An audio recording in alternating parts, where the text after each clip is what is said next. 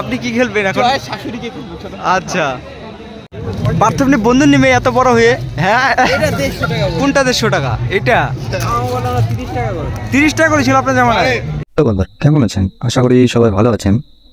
তো দুর্গাপুজোর দিনটা সেই ছোটোবেলায় যেরকম আনন্দ করতাম, আশা করি সেই আনন্দটা ফিরে পাবো না।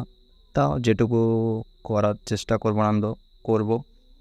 তাহলে আসলে কথা কি জানান, আমরা বড় হয়েছি, দিন দিন দায়িত্ব বাড়বে, আনন্দটা কমবে। এর জন্য আমরা আনন্দটা সেরকম উপভোগ করতে পারি না বড় হওয়ার পরে। কিন্তু সেই ছোটোবেলার দিনটা আমরা কোনোদিন ভুলবো না। তো চলো যাওয়া যাক, ঘুরতে যাবো আমরা সবাই মিলে বন্ধুরা। চলো, let's go. Emocional, mas não vou me contar. Sou belo, vou viver a minha vida da sol. E na fonte Cristo casa. চলে আসলাম মেকলিগঞ্জ। জানি না এটা কোন ক্লাব, তবে অপূর্ব সুন্দর লাইটিং করেছে। জানি না ভেতরে কিরকম হবে। তো যে কলকাতায় মা তারা পীঠের যে মন্দিরটা, এটাই সেইখানে তুলে ধরার চেষ্টা করেছে। আশা করি ভালো লাগবে সবার। তারপর আমরা ঘুরতে ঘুরতে আরেকটা প্যান্ডেলের দিকে চলে গেলাম। সেখানে আমার বন্ধু একাই আগের চয়কে চলে যাচ্ছে, যেতে কোনো মিজুই থাকে প্রপোজ মেরে দেবো, হ্যাঁ বলে দিবে। এই দুঃখে আমরা তাড়াতাড়ি চলে গেলাম। ভিতরে যেয়ে দেখি পুরোহিত মশাই নিজের গায়ে নিজেই হাওয়া দিচ্ছে। ঠাকুরকে আর কি দিবে? আর পুরোহিত মশাই যা দেখলাম, ভাই এটা কলিযুগ, এখানে সব সম্ভব।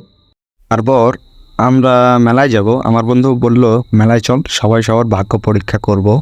সেখানে গিয়ে সবার প্রথমে আমার বন্ধু ঢুকে পড়লো একটা কসমেটিকের দোকানে। সেখানে দেখলো চিরুনি।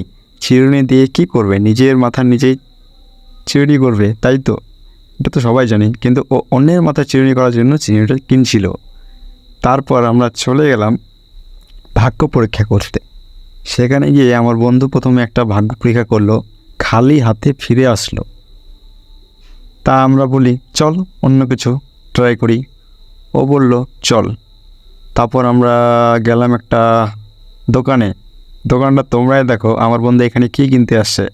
বলতেছে যে টিকিটে কিছু মিলনের কারণে ফ্রড হতে পারে, এই ছুরিটা কিনবো। যে বন্ধুরা আজকের ব্লগটা এখানে থাক, বাকিটুকু আমি পরে আপলোড করব। ঠিক আছে, রাগ করার কিছু নেই। পরে আর ভিডিও করার সুযোগ পাইনি।